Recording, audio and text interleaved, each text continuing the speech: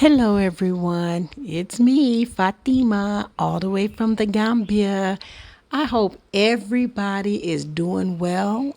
I hope it's nice to see you all again. Well, at least speak to you all again. I wanted to come today and show you this little bit of information that I just received. Did you all know that the Dutch has apologized for slavery? But before we get started, let me get everyone to click that like button, subscribe if you are not a subscriber already, and click that notification button so anytime we do videos, you can be notified. And also, I want you all to check out my website, Black Women Networking. I want you to check out the books that I've just created. And if you wanted to support me, this is one of the best ways to support me as far as with the businesses that I'm trying to keep going online.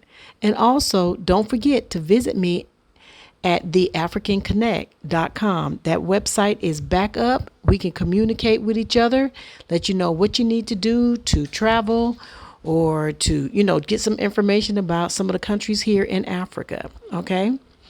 So now to get back to what we were discussing, you all, the Dutch has apologized for slavery. It's kind of coincidence how now is the time that they're apologizing. Do you think it's because of climate change?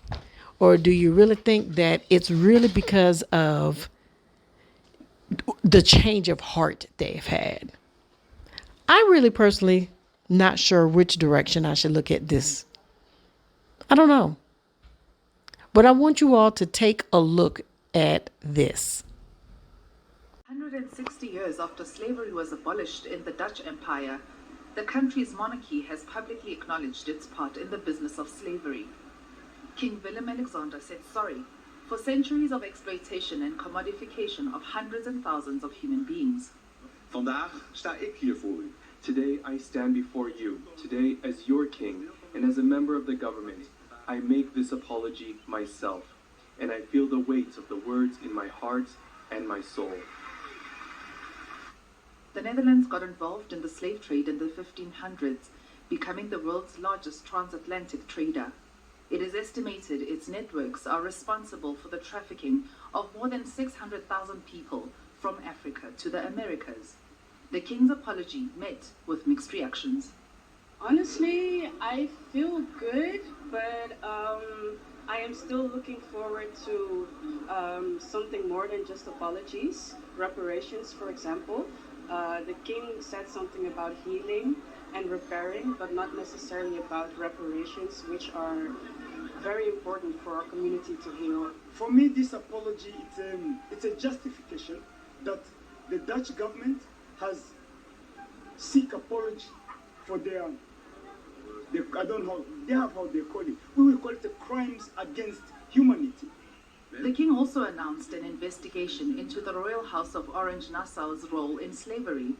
Activists welcomed the gesture, but say there needs to be a wider conversation about reparations. The past is not the past, because we know that when slavery was abolished, the slave owners were paid compensation, that is a form of reparation. And it's those same families who have the wealth who have been able to build a country. But also, we know that the institutions that came with slavery, it still lives on. It still lives on in the discrimination of people of African descent. Willem-Alexander is the latest European leader to openly reckon with the brutality of colonial history. In 2021, Germany agreed to pay Namibia over $1 billion, calling it action towards reconciliation for the Nama-Herero genocide. Belgium's King Philippe expressed deep regrets for the abuses committed during the country's colonization of what is now the Democratic Republic of Congo. The Netherlands is also establishing a $217 million fund to educate its population about the legacy of slavery and to remind everyone it's never too late to apologize. Malakaba Motsepe, Al Jazeera. Apologizing for his country's role in the global slave trade. Now, King Willem-Alexander also asked for forgiveness for his ancestors profiting off that slave trade and doing nothing to stop it. The Netherlands outlawed slavery some 160 years ago, but it is estimated that the royal family earned the equivalent of $600 million in taxes and other fees from Dutch colonies that practiced slavery. Listen. The horrors of slavery in the past. The consequences of this can still be felt today in racism in our society. On December 19th last year, the Prime Minister apologized on the behalf of the Dutch government for the fact that people, in the name of the Dutch state, were made into commodities, exploited, and mistreated for centuries. Today I stand here before you as your king and as part of the government, and today I make these apologies myself. Joining me now for more on this is Linda Noitmer. She is the chairman of the National Institute for the Study of Dutch Slavery and its Legacy. And I want to thank you for joining us on this. I want to ask you, how does this latest development move the needle on this deplorable history? Why is it significant that the apology come from the royal family? Thank you. Because of the fact of the symbolic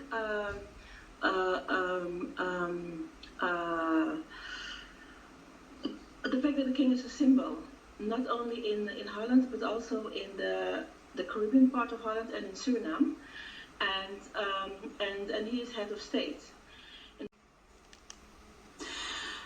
The Dutch king Willem-Alexander has apologized for his country's role in slavery. The Netherlands is commemorating the anniversary of the country's abolition of slavery. Speculation had been growing that the king would offer an apology on behalf of the royal house. Last year, Dutch Prime Minister Mark Rutte apologized for the country's involvement in the slave trade and slavery, but stopped short of offering compensation to descendants of enslaved people.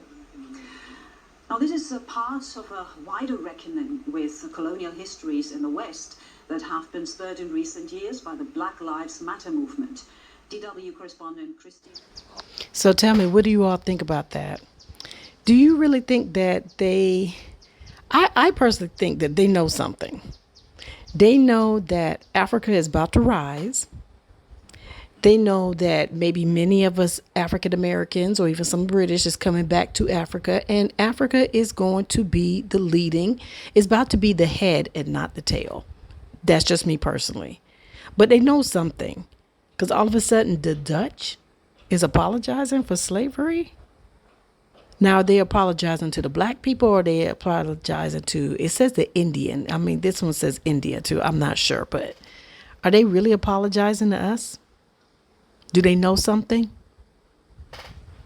Do they know something and they want to make sure that they're going to be on the good side of it? Or I don't know. Tell me what you all think. I personally feel that if you're going to apologize, why don't you tell your people to leave South Africa? Because they came down and they also colonized South Africa. Right now, they even have a town in South Africa. I don't know the name of it, but I'm sure I can find it. But they got a town in South Africa where this town says that no blacks are allowed. You're on an African continent. You're on the continent of where black people originated, and you have a sign that says no blacks allowed. Really? Now, if the king of Dutch really want to apologize by making your people in South Africa leave. Give the people back their land. That's one way to apologize. That's just a start. But leave your comment down below. Tell me what you think. Am I making a bigger deal out of this? I think they know something, and they know something's about to happen. But leave your comment below. Tell me what you think. Speak with you soon. Fatima out. Thank you for watching, and I hope you enjoyed the video. Don't forget to like, comment, and share. If you're not a subscriber, click the subscribe button so that way you could be notified of our upcoming videos.